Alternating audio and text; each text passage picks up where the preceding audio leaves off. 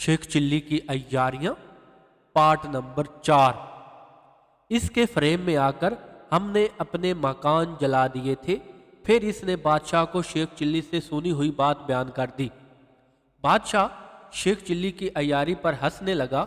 बादशाह ने उन्हें माफ कर दिया और कोतवाल को हुक्म दिया कि उन्हें छोड़ दे। उन्होंने रकम जमा करके एक मकान बनाया और तमाम लोग अपनी बीवियों के साथ इसी एक मकान में रहने लगे। लेकिन उन्हें रंज था कि शेख चिल्ली ने इनसे फरेब करके इनके मकान नजरे आतश करवा दिए थे। वो शेख चिल्ली से बदला लेने का सोचने लगे। दूसरे दिन शेख चिल्ली शहर गया।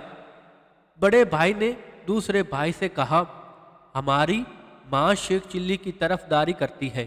इसे मालूम था कि शेख चिल्ली ने नोट कहाँ से हासिल किए थे, लेकिन इसने हमें ना बताया और ना हमें घर जलाने से मना किया। ऐसी माँ को ख़त्म कर देना चाहिए और तमाम जायदाद पर कब्जा कर लेना चाहिए। तमाम भाई इस तजवीज़ पर मुत्फिक हो गए। चुनांचा उन्होंने खामोशी से मकान में घुसकर अपनी माँ का गला दबाकर हलाक कर दिया। फिर रोने धोने लगे। गांव वालों को बताया कि इनकी माँ सांप के काटने से मरी है। शेख चिल्ली शहर से वापस आया। इसे अपनी चच्ची के मरने का इल्म हुआ तो वो रोने लगा।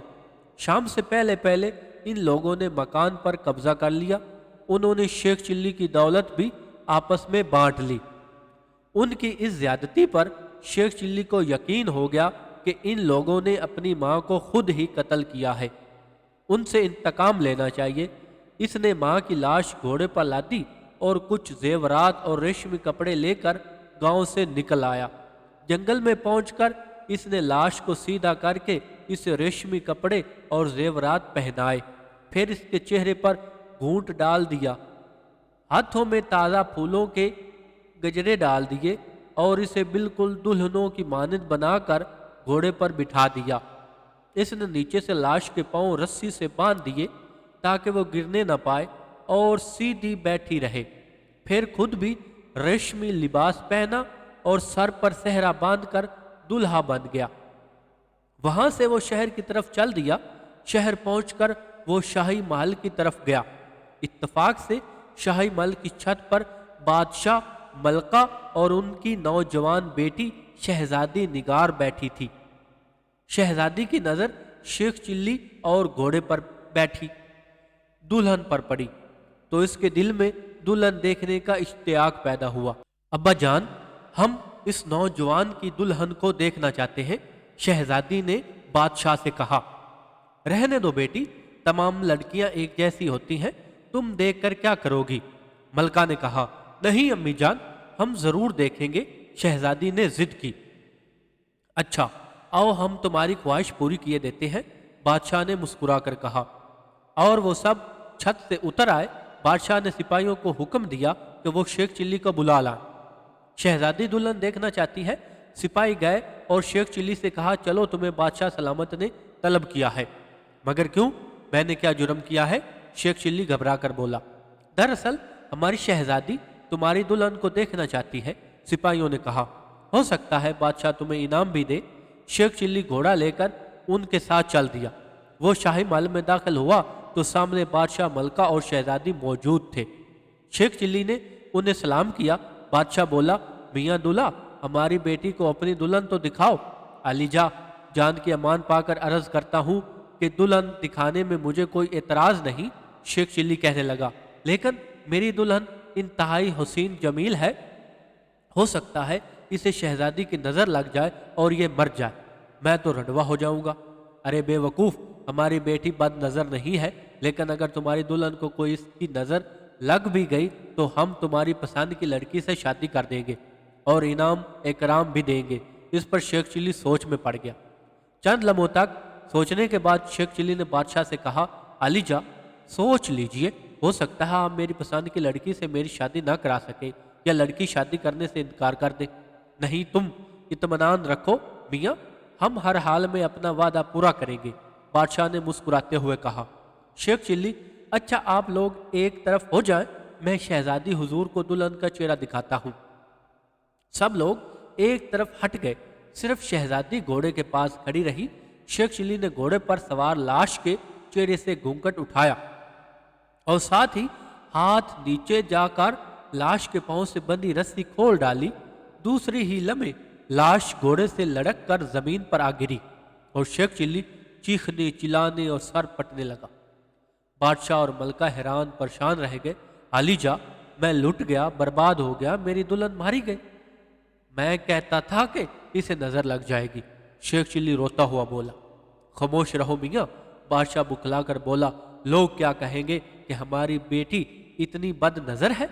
حضور، میں کس سے فریاد کروں؟ ہائے، میری 16 برس کی نئی نویلی دلہن رانی شیخ چلی بیان کرنے لگا۔ وعدہ کے مطابق تمہیں نئی دلہن دیں گے، لیکن خدا کے لیے خاموش رہو، ملکہ نے ہاتھ جوڑ کر کہا، اور شیخ چلی نے رونا دھونا بند کر دیا۔ بادشاہ نے سپاہیوں سے کہا، دلہن کی لاش دفنا دو، کسی کو علم نہ ہونے پائے۔ سپاہی لاش اٹھا کر لے گئے، جو دراصل شیخ چلی کی بوڑھی چچی کی تھی۔ پھر بادشاہ نے شیخ چلی سے کہا، ابھی شہزادی کی سہیلیاں شہزادی کے ساتھ کھیلنے شاہی باغ میں اکٹھی ہوں گی، تم وہاں جا کر لڑکی پسند کر لینا، ہم اس کے ساتھ تمہاری شادی کر دیں گے۔ شیخ چلی دل ہی دل میں بہت خوش تھا۔ بادشاہ نے ایک غلام کو حکم دیا، اس نوجوان کو باغ میں لے جاؤ۔ بہت بہتر علی جا، غلام نے سر جھکا کر کہا۔ پھر شیخ چلی سے بولا، آئیے جناب، آپ تالاب کے پاس پودوں کی آڑ میں چھپ جائیں اور انتظار کریں۔ یہ کہہ کر غلام بھی ایک پیڑ کے پیچھے چھپ گیا۔ شیخ چلی پانی کے خوبصورت تالاب کے کنارے واقع پھولوں کے گھنے پودوں کی آڑ میں بیٹھ کر انتظار کرنے لگا۔ ایک گھنٹہ بعد شہزادی اپنی 25 سہیلیوں کے ساتھ باغ میں داخل ہوتی دکھائی دی۔ وہ سب اس تالاب کے پاس آ کر بیٹھ گئی اور آپس میں ہنسی مذاق کرنے لگی۔ وہ سب ہی خوبصورت، حسین، جمیل اور نوجوان تھی۔ اس لحاظ سے وہ تمام شیخ چلی کو پسند آ گئی، لیکن اس نے ان میں سے ایک کا انتخاب کرنا تھا۔ کافی سوچ سمجھ کر اس نے سرخ لباس والی لڑکی کا انتخاب کر لیا، جو شہزادی کی طرح شہزادی ہی معلوم ہوتی تھی۔ چند منٹ بعد شہزادی اور اس کی سہیلیاں وہاں سے اٹھ کر باغ کے دوسرے گوشے کی طرف چلی گئے۔ غلام نے پیڑ کی آڑ سے نکل کر شیخ چلی کو واپس چلنے کا اشارہ کیا۔ شیخ چلی پودوں کے عقب سے نکل کر اس کے ساتھ چل دیا۔ وہ واپس محل میں پہنچے تو بادشاہ اور ملکہ اپنے کمرے میں بیٹھے تھے۔ غلام شیخ چلی کو وہاں لے گیا۔ نوجوان، تم نے لڑکیاں دیکھ لی، بولو کون سی پسند آئی ہے؟ بادشاہ نے پوچھا۔ حضور، سبھی پسند آئی ہیں، شیخ چلی ادب سے بولا۔ بے وقوف آدمی، سب سے تمہاری شادی نہیں کی جا سکتی۔ بادشاہ نے مسکرا کر کہا، کوئی ایک بتاؤ، پھر علی جا سرخ جوڑے والی سے میری شادی کرا دیجئے۔ شیخ چلی نے شرما کر بتایا۔ وہ کون ہے؟ بادشاہ نے غلام سے دریافت کیا۔ حضور، وہ وزیر زادی کنول ہے، غلام نے عرض کیا۔ وزیر زادی کا نام سن کر بادشاہ چونکا اور سوچ میں پڑ گیا۔ بادشاہ کو سوچ میں ڈوبا دیکھ کر شیخ چلی کو اندیشہ ہوا کہ شاید بادشاہ وزیر زادی سے اس کی شادی کرنے سے انکار کر دے۔ حضور، آپ نے وعدہ کیا تھا کہ میری پسند کی لڑکی سے میری شادی کریں گے۔ اس نے بادشاہ کو یاد دلایا۔ ٹھیک ہے، ہمیں اپنا وعدہ یاد ہے نوجوان، لیکن تمہیں کچھ دیر انتظار کرنا پڑے گا۔ بیٹھ جاؤ، بادشاہ نے کہا، اور شیخ چلی ایک طرف بیٹھ گیا۔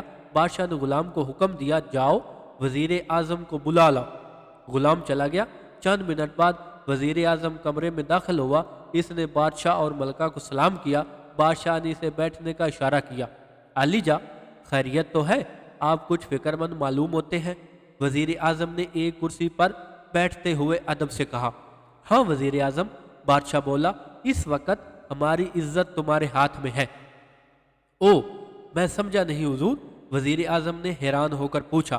بادشاہ نے شیخ چلی کی دلہن کے مرنے اور اپنے وعدے کا ذکر کیا۔ پھر کہنے لگا، اب اگر ہم وعدہ خلافی کریں تو ہماری شان انصاف کے خلاف ہوگا۔ پھر رعایا کو اس بات کا پتہ چل گیا کہ ہماری بیٹی کی نظر لگنے سے اس نوجوان کی دلہن مر گئی تو ہماری بڑی بدنامی ہوگی۔ تمہیں معلوم ہے شہزادی کی یونان کے شہزادے سے شادی کی بات طے ہو چکی ہے۔ انہیں پتہ چل گیا کہ ہماری بیٹی بد نظر ہے تو وہ اسے مانوس جان کر رشتہ توڑ ڈالیں گے۔ پھر حضور، آپ کو اپنا وعدہ پورا کر کے نوجوان کی پسند کی لڑکی سے شادی کر دینی چاہیے، وزیر اعظم نے کہا۔ लेकिन इत्तफाक से इस नौजवान ने जिस लड़की को पसंद किया है वो तुम्हारी बेटी कंवल है। बादशाह बोला, इसलिए मैंने कहा था कि हमारी इज्जत तुम्हारे हाथ में है। वजीर आजम सोच में पड़ गया। शेख चिल्ली ने सोचा शायद वजीर आजम इनकार कर दे, लेकिन चंद लम्हों बाद वजीर आजम ने कहा, हुजूर आपकी इज्जत मुझे अपनी जान से ज्यादा अजीज है, मुझे कोई इतराज नहीं, आप बेशक इसकी शादी इस नौजवान से करा दीजिए। सिर्फ इतनी गुजारिश है कि रियाया को पता ना चले कि मेरी बेटी एक गरीब आदमी की दुल्हन बनी है। बेफिक्र रहो, हम आज ही दुल्हन को रुखसत कर देंगे, तुम जाकर शादी की तैयारी करो।